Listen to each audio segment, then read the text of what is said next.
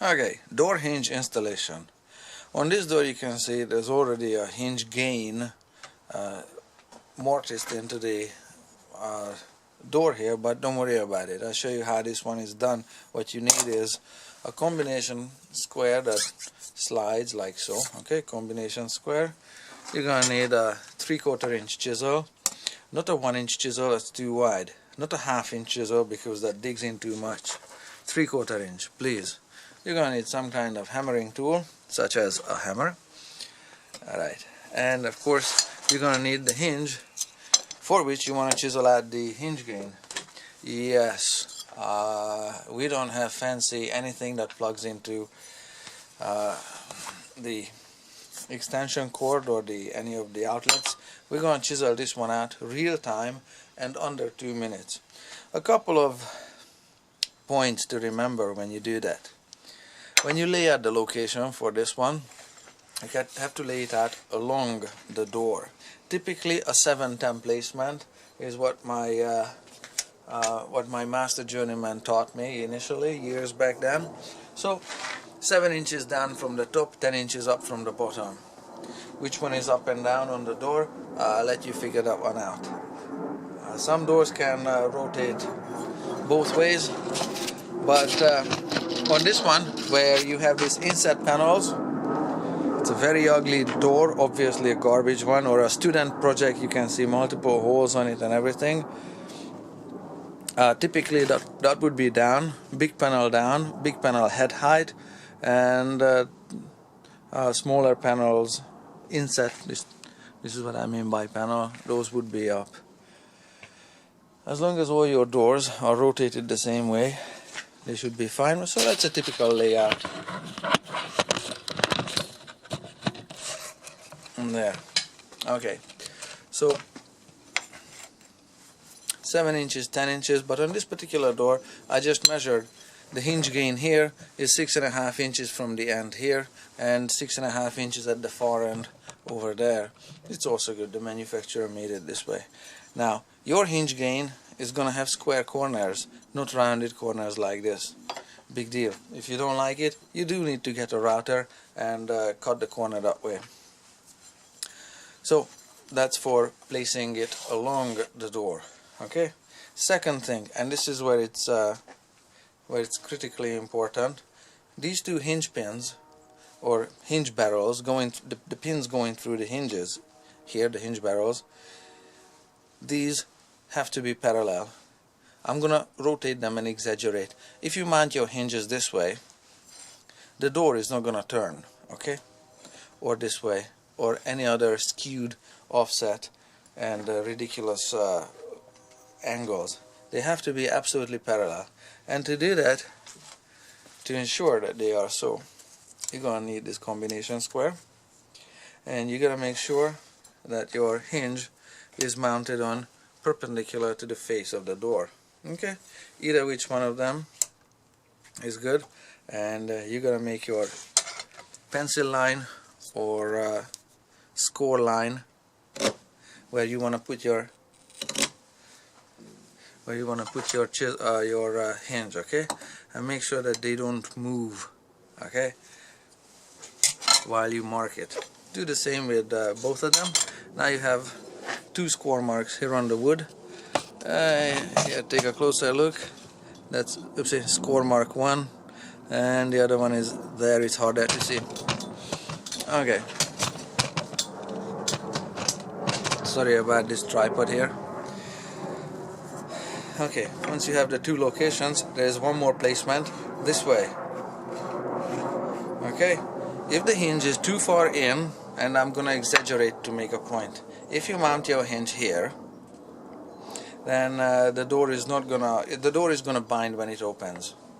The hinge leaf has to be sticking out a little bit because your center of rotation is where the hinge pin goes through this hinge barrel here, okay? And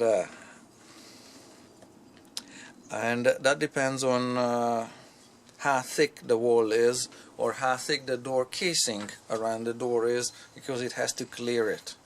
Ideally, the door, when it opens, it shouldn't jam against the door casing. Okay, so that's the idea. So once you determine this one, just take a look at, I'm just going to turn it around, just take a look at your door casing, see how thick it is, and just make sure it kind of clears it, and pick a location that you like, and make another score line here. I know I moved it a little bit, but let's do some chiseling because I want to, I don't know. Okay, you know what, I'll mount it this way here. You can see the previous one gives you a little bit of a clue how much wood is left there, but if you don't have that one like I do on this student project door, then that's what you do. And I left a little extra white here, a wider strip of white wood than here, because that can also work out. So intentionally I'm going to set it a little wider here, and I'm going to score it again.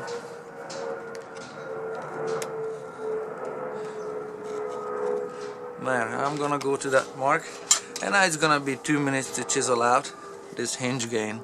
So what I do first is go with the flat side of the chisel to the horizontal line here that I made, or square score line, and just that's about as much chiseling effort that it's gonna take. And make sure that the bevel side of the chisel is facing the chip side, okay? That's traditional. Just like so. Just chisel along. And like I said, this hinge gain is gonna have square corners. No big deal. Instead of rounded corners. And then what's important, once you have the hinge gain here initially laid out, let me just take you off the perch here. How do I do this so I don't scratch the camera? There, that's as far as I got. Okay, I have this line here that's ziggy and ugly, but don't worry about it. It's not gonna show much. And that offset is into the waist side, so I made an error to the waist side. Don't worry about it. I'll fix it. Let me just put you back on this tripod. There. Alrighty. Let's do this woodpecker business here. What you need to make sure that you don't go too deep. You gotta go only as deep, only to the depth as thick as the hinge leaf is, okay?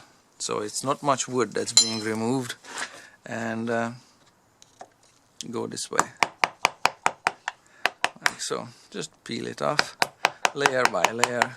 Just not too deep, a little bit here, a little bit there. What you want to do is make sure that the bottom of this hinge gain that we're chiseling now is nice and even. Okay, because if it's bumpy, then the hinge is not gonna lie flat, and it's not a happy situation. The hinge needs to be flat there, because it's only a little bit of wood removed. That's why it doesn't take forever. And I'm gonna move this one a little bit out so I can bite into this MDF door skin from the outside. It's wet, so it's squishy. Just do ignore this MDF on the outside,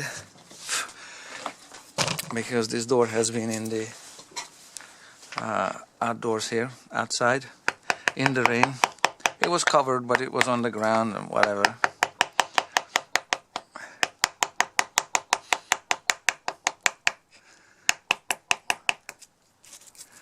And this is all eyeballing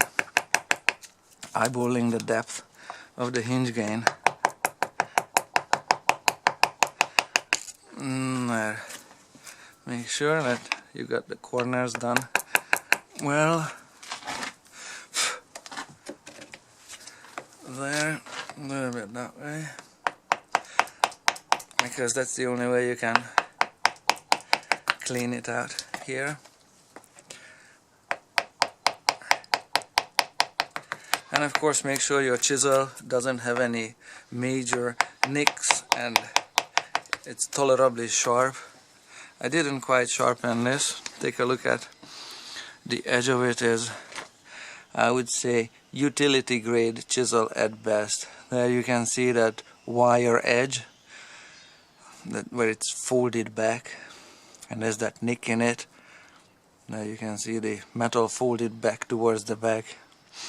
Okay, so that's the kind of chisel that can do this kind of work.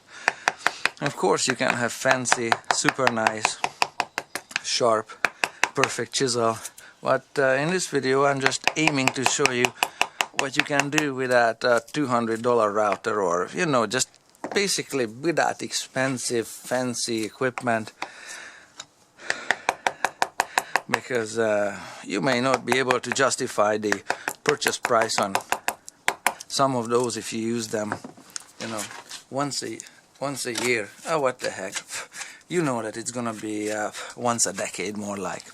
Alright, we mortised that some of this, and okay, instead of chiseling this one out, can I just break it out or bend it out of the way, because it's wet and it doesn't cut with this dull chisel. Okay, let me just do this one. Alright, and just concentrate on this wood here.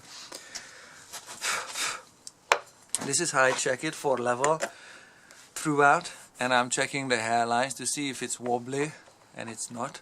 And I'll show you a close-up, and also this way I'm checking how light is coming in underneath the hinge. So initially, come take a look, I'll take you off the perch and see what I did with this substandard chisel, but works. There, you see the light going through underneath there, a little bit bumpy, a little bit uneven, but pretty good. You know, there are no major bumps and gouges. Obviously this one is a high spot and this one is a little bit of a high spot, but that's easy to fix. And also throughout you gotta traverse the whole thing and check the bumps everywhere. And also this way, check for gaps. It's pretty flat and pretty even. This one is a little bit of a high spot here, and that's how you check it. Okay, let's do a little more chiseling, and we're almost there. Oh, there. We're only half the thickness or so of the hinge down, so we haven't really dished it out or damaged it much. We're gonna go a little deeper. Oops. Let's go about that much there. You gotta make sure that the slivers break off nicely here and they don't split the edge of the door along this way. There.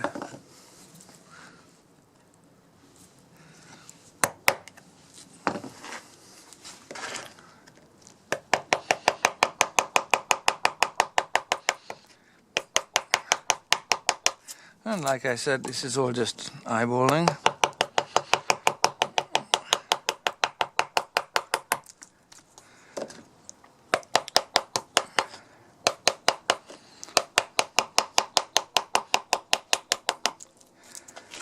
There, that looks like a good depth there.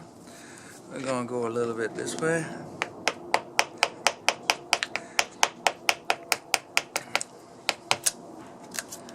There. Maybe a little bit here.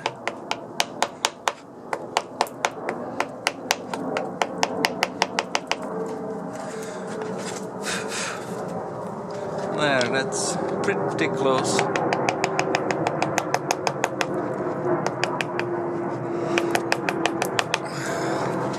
Alright, this is not going to be the Sistine Chapel. Let's take a look. I do need the hinge that I initially started with. So, let me just grab it. And let's do a test fit. So, that's I say that's pretty flush there with the door. It's still sticking out a bit. How about the other side? The other side is flush enough. I say that's good there.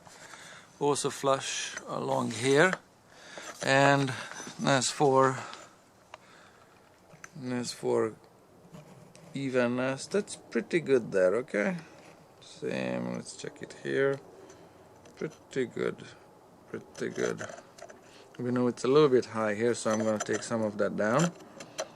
Looks good there. Also from this angle here, it's pretty even this way. Okay, almost there, fellas.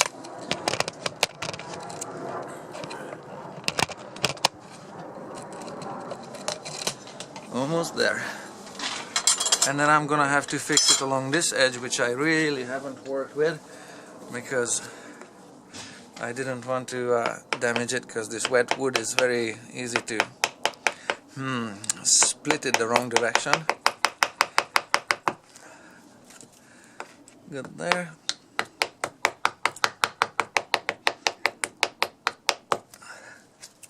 And good there.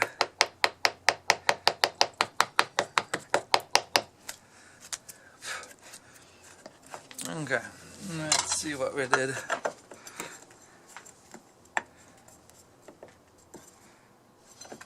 Okay, I'm gonna go a little bit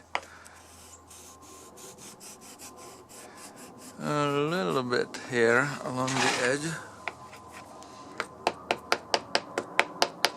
It's important which way you rotate the chisel, okay? And you have a bit of control that way as well.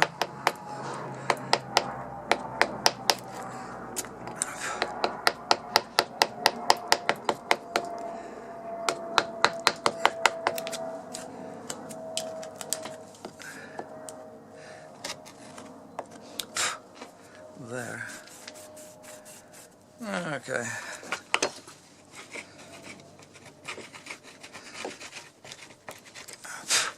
A sharp chisel would cut this way. Now this one needs a little tapping.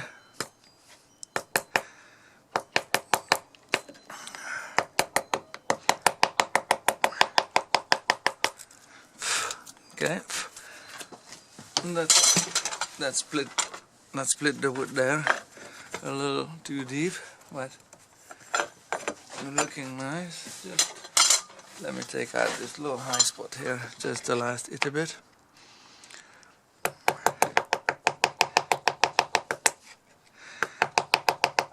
Thereabouts. Yep. Okay.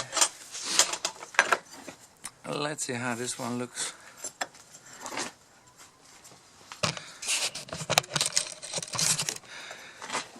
Okay. Door hinge here. I say that's flush, as in perfectly flush. Same here. Same here. And here there seems to be a high spot here. And yeah, it's flush if I push it down. If I push it down this way, it's flush, but then it rises here. So this one is a high spot here. Almost there.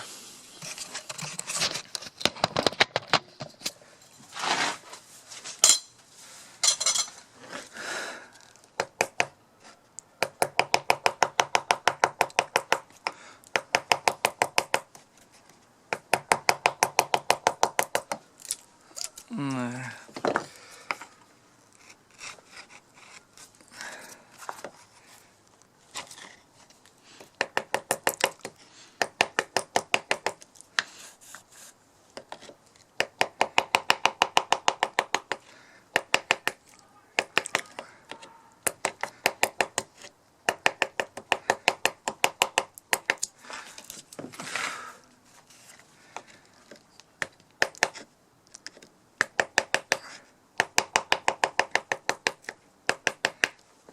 Okay.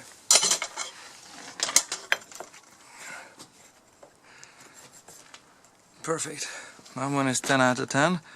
It's It's not wobbly. Last thing to do is remember along this edge here where my initial cut was a little bit off here. I just gotta make the hinge move this way a little bit.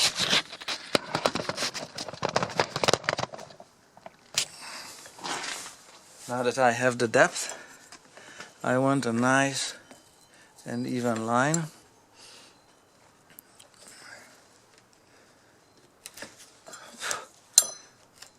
And just like so.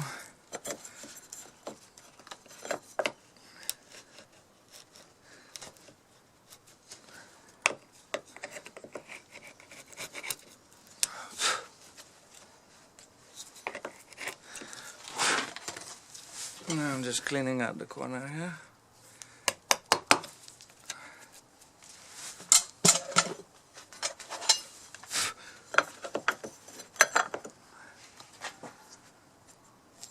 There.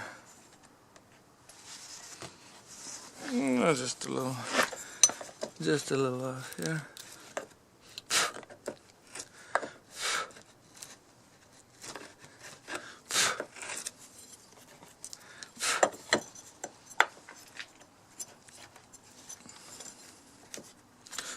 There. And that's how it looks like when the hinge meets the wood. Okay, remember that I split the door skin here previously, so don't look at that. This is how the hinge here meets this white surface. It's pretty good. Okay, and like I said, the corner here is square, not rounded. Big deal. But of course, if it's a big deal for you, you're gonna have to get a router and take out the corner that way. So that's how you can chisel in a hinge gain for a door. It doesn't take forever, and you can practice it to do it faster than I did.